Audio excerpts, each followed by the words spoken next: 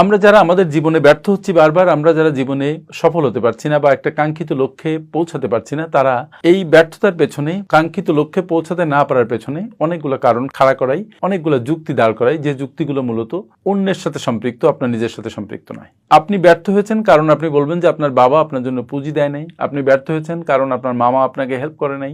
আপনি আপনার ডেস্টিনেশনে পৌঁছাতে পারেন নাই কারণ আপনার পেছনে আপনার সাহায্য করার মতো কোনো লোক ছিল না।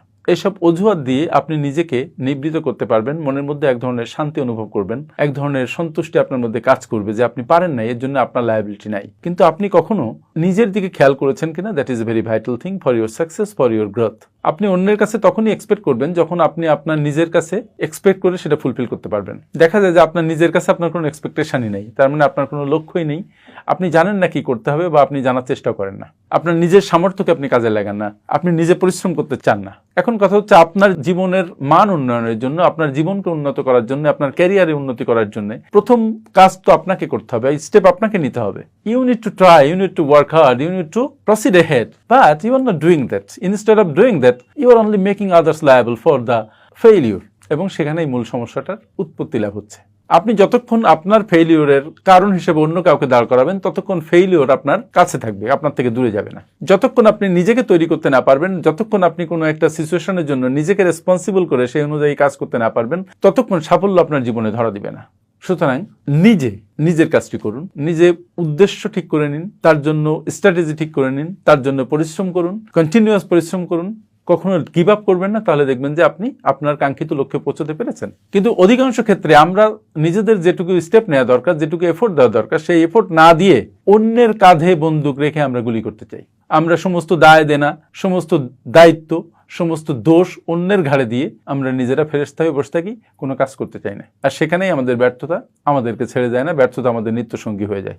সো অন্যদের কাছ থেকে তখনই আপনি এক্সপেক্ট করবেন যখন আপনি আপনার নিজের সর্বোচ্চটা দিতে পারবেন। যদি না পারেন, অন্যের কাছ থেকে আপনি এক্সপেক্ট করেন কেন?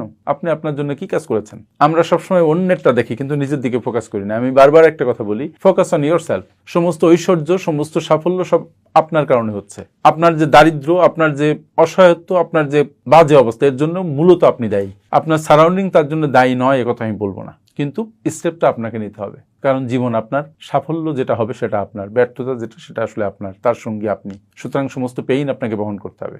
মূল কথা হচ্ছে, আপনার জন্য কে কি করলো কি না করলো, দ্যাট ইজ ইম্যাটেরিয়াল। আপনি আপনার জন্য কি করলেন, that is very material, that is very effective, that is very important. So অন্যের কাছ থেকে এক্সপেক্ট করার আগে নিজের সর্বোচ্চটা দিন, নিজের সক্ষমতার সর্বোচ্চটা ব্যবহার করুন, নিজের কাজ আগে শেষ করুন, আপনার এফোর্ট সর্বোচ্চ করুন, ডেডিকেশন সর্বোচ্চ করুন। তখন দেখবেন যে আল্লাহ আপনাকে হেল্প করছেন এবং আপনি আপনার কাঙ্ক্ষিত লক্ষ্যে পৌঁছাতে পারছেন। কিন্তু যতক্ষণ অন্যের উপরে দোষারোপ করা বন্ধ না করবেন, অন্যকে আপনার সাফল্য ব্যর্থতার জন্য কারণ মনে করবেন, ততক্ষণ আপনি ভুল ডিরেকশনে থাকবেন। যতক্ষণ আপনি আপনার সঠিক ডিরেকশনে এসে কাজ করতে না পারবেন, ততক্ষণ সাফল্য আপনার সাথে থাকবে না। থ্যাংক ইউ ভেরি মাচ এই কথাটা সুন্দর করে বোঝার জন্য। সাথে থাকবেন। আপনারা যারা বিশ্বমানের project profile, company profile, project feasibility, market survey, business and marketing plan এবং ওয়েবসাইট তৈরি করতে চান, তারা আজই যোগাযোগ করুন আমাদের সাথে।